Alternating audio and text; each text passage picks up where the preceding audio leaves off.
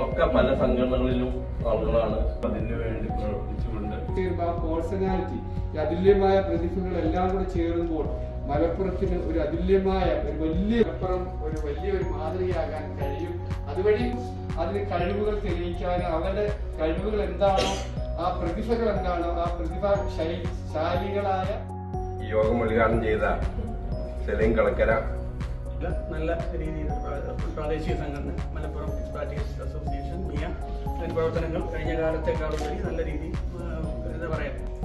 നമുക്ക് സമ്മാനിച്ചത് നമ്മുടെ റിയാസിന്റെ വൈഫ് ശ്രീമതി